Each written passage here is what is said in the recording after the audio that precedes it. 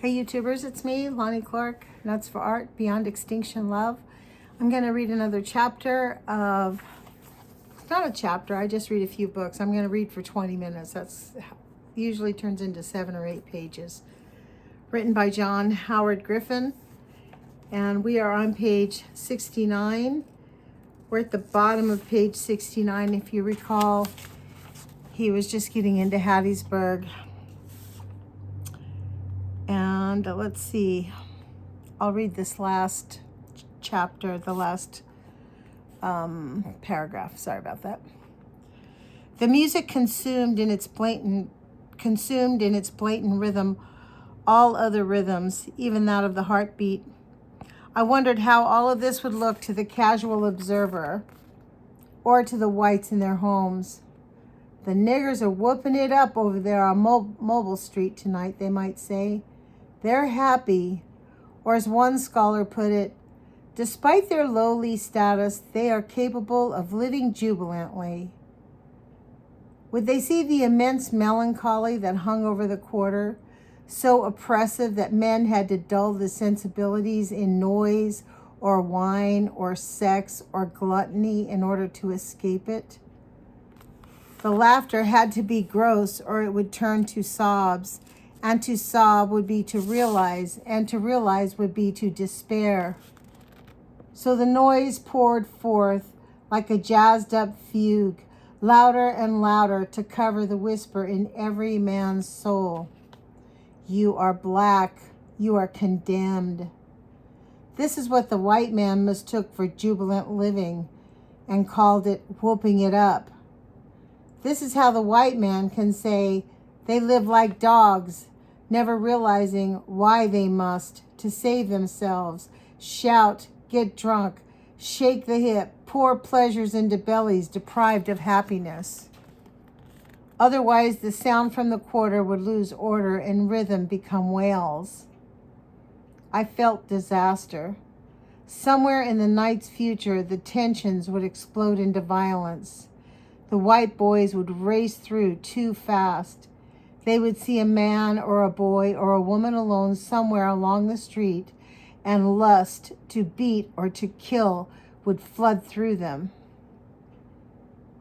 Some frightful thing had come to climax this accelerating madness. Words of the state song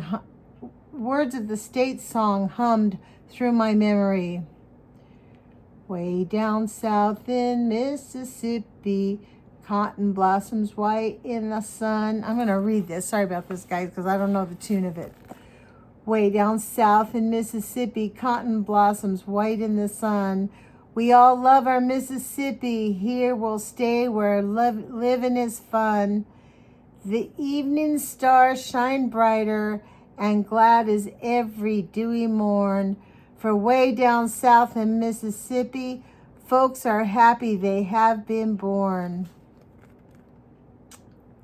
Scenes from books and movies came back.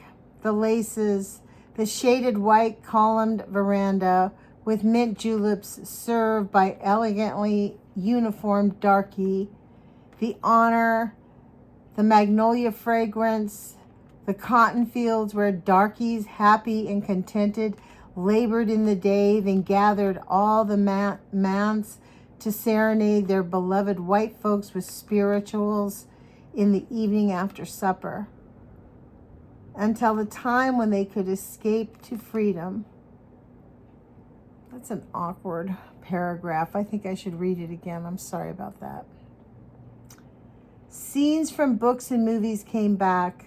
The laces, the shaded white column veranda with mint juleps served by an elegant uniformed darky, the honor, the magnolia fragrance, the cotton fields where, quote, darkies, happy and contented, unquote, labored in the field by day and then gathered at the same manse to serenade their beloved white folks with spirituals in the evening after supper, until the time they could escape to freedom. Here tonight, it was the wood plank beneath my seat, the barbecue grease on my lips, the need to hide from white eyes degenerate with contempt. even in the land where living is fun. And God is loved in Mississippi, home and church her people hold dear. I rose stiffly to my feet. Suddenly, I knew I could not go back up to that room with its mottled mirror, its dead light bulb, and its blank negatives. I knew of one white man in Hattiesburg to whom I might turn to help, a newspaper man, P.D. East, but I hesitated to call him. He had been so persecuted for seeking justice in race relations, I was afraid my presence anywhere near him might further jeopardize him. I washed my hands and mouth under an outside faucet and walked around the corner to a phone. PD was not at home, but I explained the situation to his wife, Billy. She said she was long ago inured to shocks and insisted on having PD rescue me. Not if it's going to cause you people more trouble, I said. I'm scared to death, but I'd rather stay here than get you in any deeper. It's late, she said. I'll contact PD. He can bring you here without you being seen. Stand in front of the drugstore. He'll pick you up. Only one thing. You're not to do any of your investigating around this area, okay? Of course not, I said. I mean, that would really get us into a jam. Of course, I wouldn't think of it. I waited in front of the lighted drugstore, which was closed down for the night. My nerves tightened each time a car passed. I expected another satsuma to be thrown or another oath to be hurled. Other Negroes stood in other doorways, watching me as though they thought I was insane to stand there in the bright light. A sensible man would wait in the darkness. Moments later, a station wagon passed slowly by and parked a few yards down the street. I was certain it must be PD, and I wondered at his foolishness in parking where he would have to walk along a sidewalk towards me, past a gauntlet of Negroes who might not recognize him, and who had good cause that night to resent any white man. He got out and walked easily toward me, huge in the dim light. I could not speak. He shook my Negro hand in full view of everyone on the street. Then in his soft and cultivated voice, he said, "Are you ready to go?" I nodded, and we returned to his car. He held the door for me to get in and then drove off. "It's amazing," he said after an uncomfortable silence. We drove through the darkened streets to his home, talking in a strangely stilted manner. I wondered why, and then I realized I had grown so accustomed to being a Negro, to being shown contempt, that I could not rid myself of the cautions. I was embarrassed to ride in the front seat of the car with a white man, especially on our way to his home. It was breaking the Southern rule somehow. Too, in this particular atmosphere, my escape was an emotional thing felt by both of us. I repeated my plea that he not take me home if it meant that any embarrassment or danger to his wife and child. He ignored this. When we drove into his carport, his wife stood in the shadows beside the house. "Well, hello, Uncle Tom," she said. Once again, the terrible truth struck me. Here in America, in this day, the simple act of whites receiving a Negro had to be a night thing, and its aura of uneasiness had to be countered by gallows of humor. What did we fear? I could not say exactly. It was unlikely the Klan would come riding down on us. We merely fell into the fear that hangs over the state, a nameless and awful thing. It reminded me of the nagging Focusless terror we felt in Europe when Hitler began his marches, the terror of talking with Jews and our deep shame of it. For the Negro, at least, this fear is ever present in the South, and the same is doubtlessly true as many decent whites who watch and wait and feel the deep shame of it. Once inside their home, the awkwardness gradually lessened. However, it was painful for me. I could not accustom myself to sitting in their living room as an equal. They have a modest home, but it was a palace compared to the places I had lived in recently. Most striking, however, was the atmosphere of easiness, of trust and warmth. It came as a new revelation to me. The simple ability to enjoy the pleasures of one's home, to relax and feel at ease. Though ordinary to most men, this was a luxury virtually unknown in my experience as a Negro. The East showed me my room and suggested I might like to wash up. I noted as another example of the gallows humor that Billy had put out the blackest guest towel and a washcloth for me. Wow. We discussed our experiences until late in the night. We talked of our mutual friend, the literary historian Maxwell Geismar, who had introduced us by correspondence a year ago. PD had recently visited in the Geismar home. He told me of the great help Max and Ann Geismar had solicited over the country for him. Then East fetched the manuscript of his autobiography, The Magnolia Jungle, which Simon & Schuster is publishing.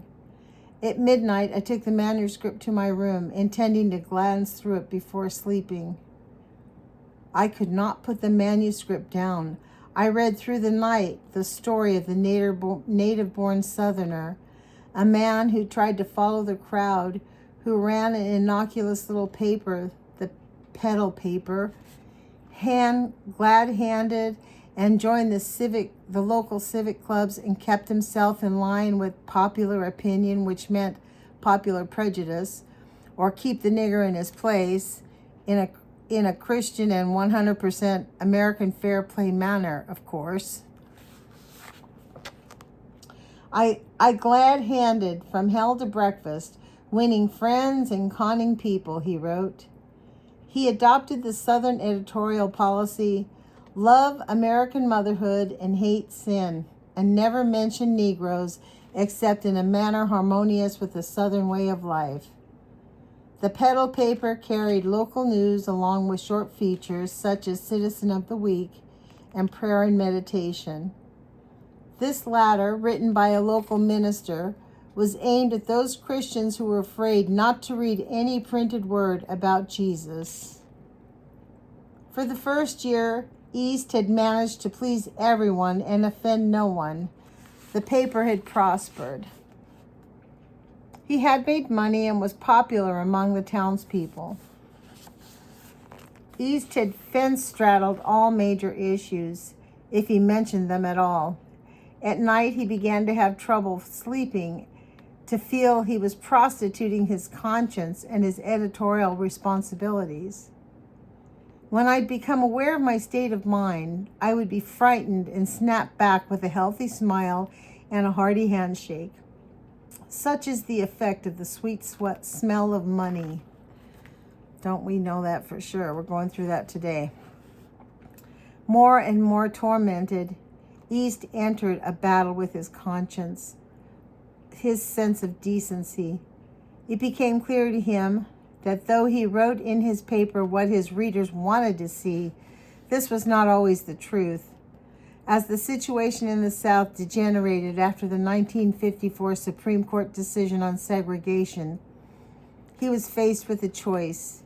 Either he must continue more and more to alter truth to make it conform to people's comfort, or he must write the truth in the dim hope that people would alter their comfort to conform to it.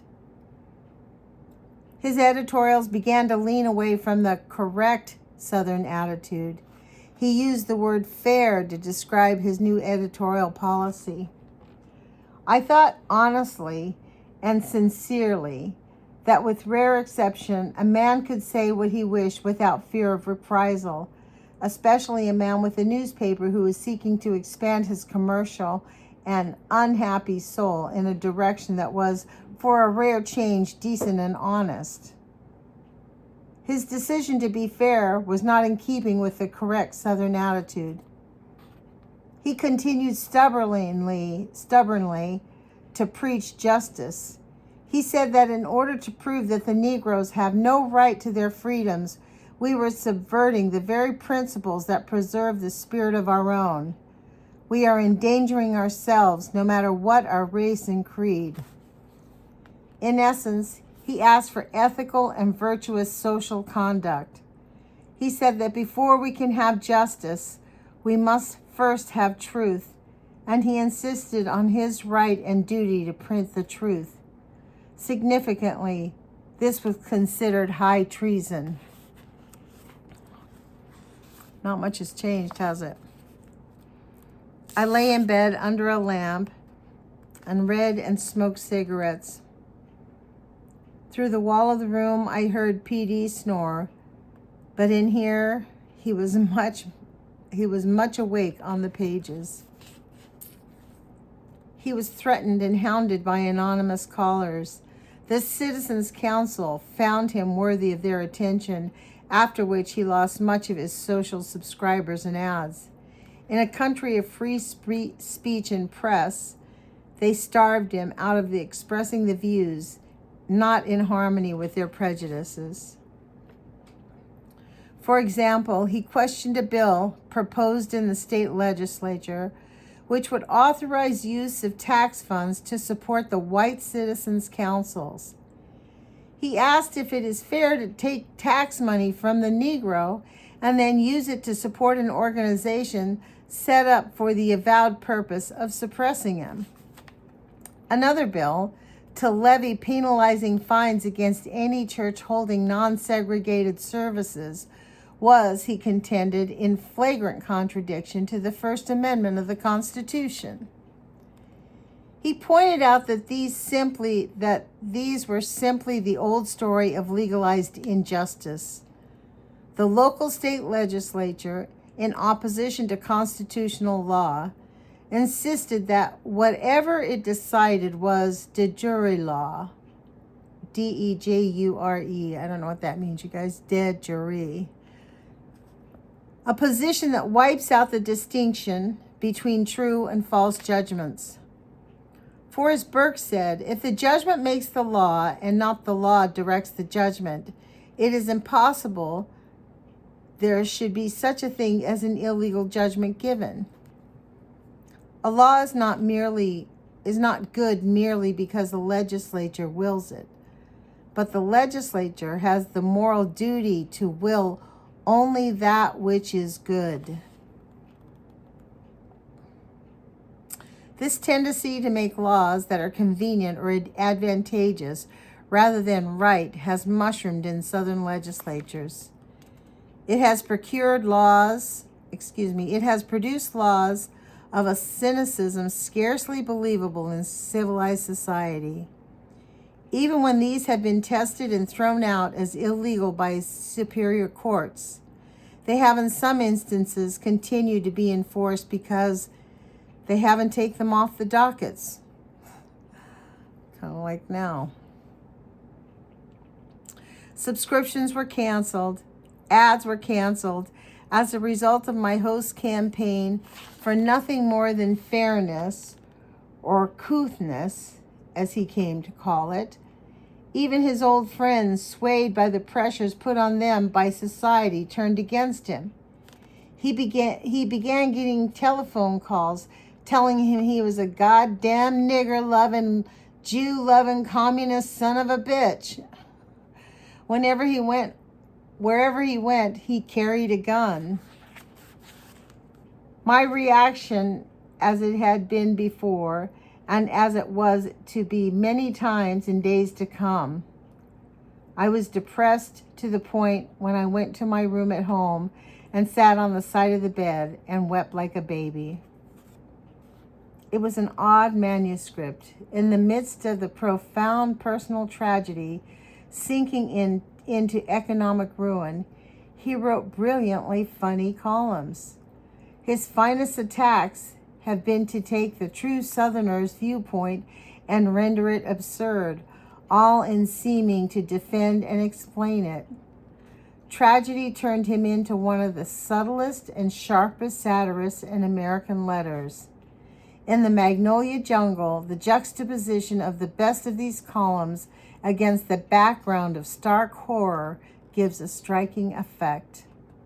It shows the phenomenon of a man living at his lowest and writing at his highest, a grief-stricken man who turns out monstrously funny copy, like Monoculus, who poked fun at the devil. His case, along with those of other Southern traitors like Harding Carter, Easton King, Ralph McGill, and Mark Etheridge, illustrates the true Southerner's admirable lack of racial prejudice. He is willing to destroy whites who question his wisdom as he is to destroy Negroes. I put the manuscript away and tried to sleep, but the sun poured into my window.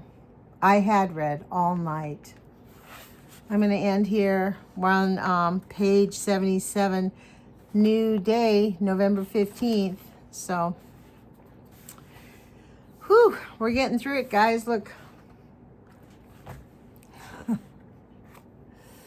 Put your grudge feet on, you guys. We definitely need it. These white supremacists, they're not giving up very easily. Ciao. Bye.